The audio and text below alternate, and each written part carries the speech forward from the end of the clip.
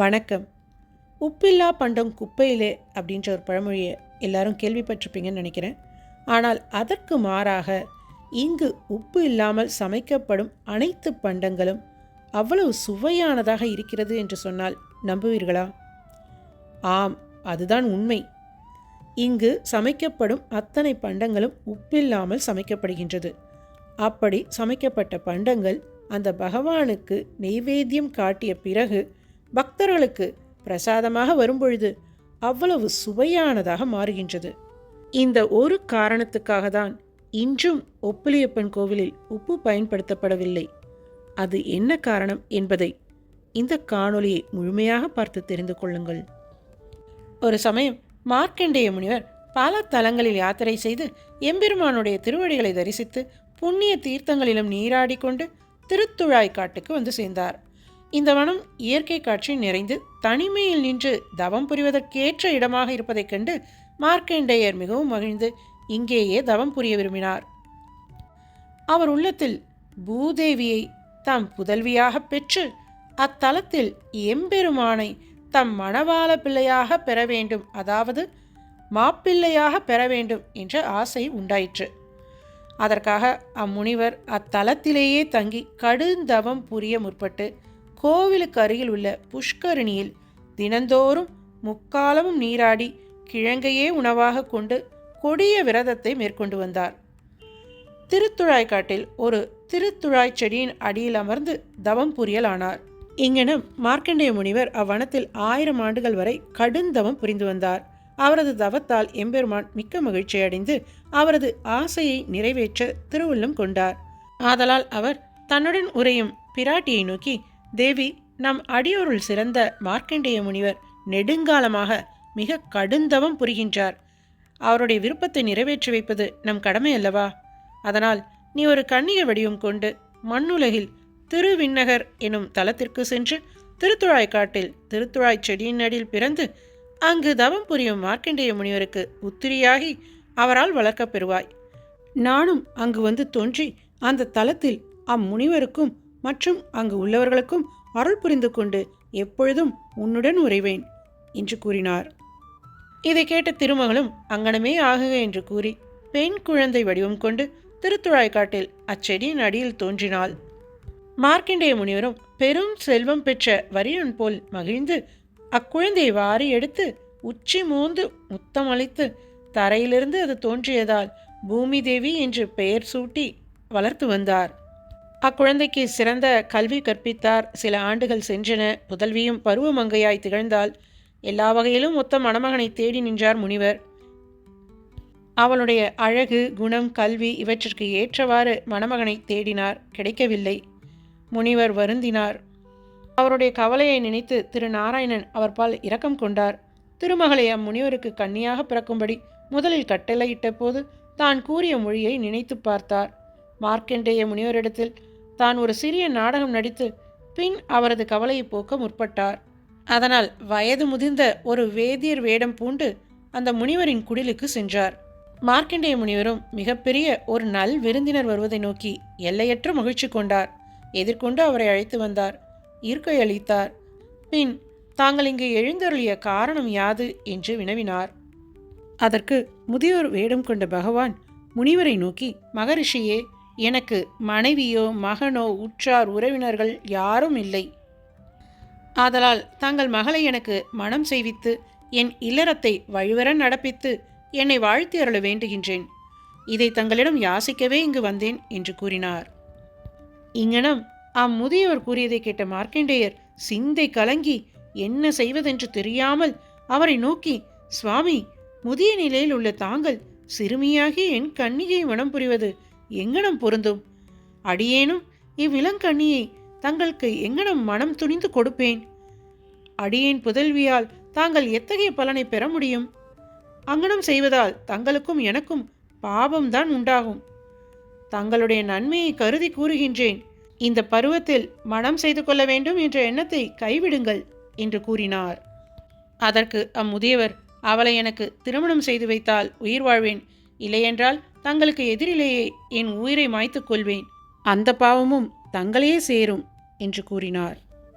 முனிவரும் இதை கேட்டு அவ்வேதியரை நோக்கி, சுவாமி, தங்களுக்கு இவ்வுலகில் உறவினர்களே இல்லை என்று சொல்கிறீர்கள். என் புதல்வியை மணந்தால் தங்களுக்கு அவளே உணவு சமைத்து பரிமாற வேண்டும். இளநங்கையாகிய என் புதல்வி உணவின் சுவையை கூட அறியாதவள். அவள் தங்களுக்காக சமைக்கும் அன்னம், காய்கறி முதலியவற்றில் உப்பு சேர்க்கக்கூட தவறிவிடக்கூடும். அதனால் தாங்கள் சினம் கொண்டு அவளை அடிக்க நேரும். அதை அறிந்து நானும் வெகுண்டு தங்களை சபிக்க முற்படுவேன். இதுவே அடிக்கடி நேரிடும். இவற்றை கருதியாயினும் தாங்கள் மனம் புரியும் எண்ணத்தை கைவிட வேண்டும். ஆனால் தாங்களோ என் புதல்வியை தராவிடில் உயிரை விடுவதாக கூறுகின்றீர். இப்பொழுது நான் என்ன செய்வேன் என்று அந்த இறைவனிடத்தில் புலம்பினார். இங்கனம் அவர் எம்பெருமானை துதித்து பின் தம் கண்ணியின் கருத்தையும் கேட்க விரும்பி புதல்வியை அழைத்து, குழந்தாய், நீ மணப்பருவத்தை எய்தியுள்ளாய். இங்கு எதிரே நிற்கும் வேதியரை பார். இவர் உன்னை மணக்க விரும்பி என்னிடம் வந்துள்ளார். தமக்கு உன்னை கொடுக்காவிட்டால் இப்பொழுதே இங்கு உயிர் விடுவதாய் கூறுகின்றார். நான் தர்ம பாசத்தால் கட்டுண்டு தவிக்கின்றேன். உன் கருத்தை கூறு என்று கேட்டார். இங்கனம் தன் தந்தை உரைத்ததை கேட்ட பூமி தேவி தான் ஒன்றையும் அறியாதவள் போல நடித்து தன் தந்தையை நோக்கி, பருவ மங்கையாகிய நான் இக்கிழவருக்கு மாலையிட உடன்பட மாட்டேன். அங்கனம் செய்ய என்னை கட்டாயப்படுத்தினால் உடனே நான் உயிரிழப்பேன், இது உறுதி என்று உரைத்தாள். இதை கேட்ட முனிவர் மிகவும் வருந்தி அந்த திருமாலிடம், உன்னை விட்டால் எனக்கு வேறு யாரும் இல்லை, நீதான் எனக்கு நல்லதொரு வழியை காட்ட வேண்டும் என்று கூறி அவரிடம் வேண்டி நின்றார். நெடுநேரம் கண்களை மூடி எம்பெருமானது திருமேனியை தமது உள்ளத்தில் கொண்டு தியான நிலையில் ஆழ்ந்தார் முனிவர். நெடும் நேரம் கழித்து தம் கண்ணை திறந்து பார்த்தார். என்ன ஒரு ஆச்சரியம்! அங்கு நின்ற முதியவரை காணவில்லை. எம்பெருமான் எதிரே காட்சியளித்து கொண்டு நிற்கிறான். இளமை வடிவம், அறையில் பொன்னாடை, இரு திருக்கைகளில் திருவாழியும் திருச்சங்கும், திரு அசையில் ஒரு திருக்கை, மற்றொன்று கன்னிகாதானத்தை ஏற்கும் திருக்கை, முடியில் ஒளி உமிழும் கிரீடம், திருமேனியில் சுடர்விடும் எல்லையற்ற மணியணிகள். இத்தகைய பெருமையுடன் கண்ணெதிரே காட்சி தந்து நிற்கும் எம்பெருமானை சேவித்தார் முனிவர். தொழுதார், ஆடினார், பாடினார், வியப்பும் களிப்பும் உள்ளடங்க பெற்றார். மகிழ்ச்சி கண்ணீரை பெருக்கினார், உடல் சிலிர்க்க பெற்றார். அவனது பெருமையை வாயார புகழ்ந்து பாடினார். முனிவரது பக்தியால் மகிழ்ந்த எம்பெருமான் முனிவரை நோக்கி, யாமே உமக்கு மருமகனாக போகின்றேன். இப்பொழுது உன்னுடைய புதல்வியான பூமி தேவியை எனக்கு மனம் செய்விக்க வேண்டும். உம்முடைய பெண் சிறுமியாதலால் உணவிலும் காய்கறிகளிலும் லவணம், அதாவது உப்பு சேர்க்கக்கூட தெரியாதென்று கூறினீர்கள். அவளது கையால் உப்பின்றி சமைத்த உணவே எனக்கு மிக சுவையுடையதாக இருக்கும். யானும் லவணத்தை முற்றிலும் வெறுத்து அறவே விலக்கிவிடுகிறேன். உப்பின்றி சமைத்த உணவை நான் உண்டபின் இயஞ்சியதை பக்தியோடு உண்பவனுக்கு அவ்வுணவு மிக்க சுவையுடையதாயிருக்கும். உப்பில்லாமல் நான் உண்ணும் உணவை மகிழ்ச்சியோடு உண்பவன் 1000 சாந்தி நாராயண விரதங்களின் பலனை பெறுவான். அடியாரில் சிறந்த நீர் உம் மகளை எனக்கு மனம் புரிவித்து விரும்பிய வரங்களை என்னிடம் பெற்றுக்கொள்வீராக என்று கூறி அருளினான். இதை கேட்ட முனிவர், உம்மிடம் 3 வரங்களை பெற விரும்புகிறேன். அவையாவன: 1, என் புதல்வியாகிய பூமி தேவியை நீ மணந்து இத்தலத்திலேயே எந்நாளும் இருக்க வேண்டும். 2, எல்லா நன்மைகளையும் அளிக்கவல்ல இந்த தலம் என் பெயரால் விளங்க வேண்டும். 3, உப்பு சம்பந்தமில்லாமல் நீ அமுது செய்யும் உணவு உன் அடியார்களுக்கு மிக்க சுவையுடையதாக இருக்க வேண்டும். இந்த 3 வரங்களையும் எனக்கு அளிப்பதுடன் கடைசியில் எனக்கு மோட்சத்தையும் அருள வேண்டும் என்று கூறி முடித்தார். எம்பெருமானும் மார்க்கண்டேய முனிவரை நோக்கி, முனிவரே, நீர் விரும்பியவாறே அவ்வரங்களை அளித்தேன். நான் விண்ணுலகினின்று இத்தலத்தை விரும்பி இங்கு வந்து தோன்றியபடியால் இத்தலம் திரு விண்ணகரம் என பெயர் பெறும். நீரும் துளசியும் இங்கு தவம் புரிந்த இடமாதலின் இத்தலம் முறையே மார்க்கண்டேய கஷேத்திரம், துளசிவனம் என பெயர் பெறும்.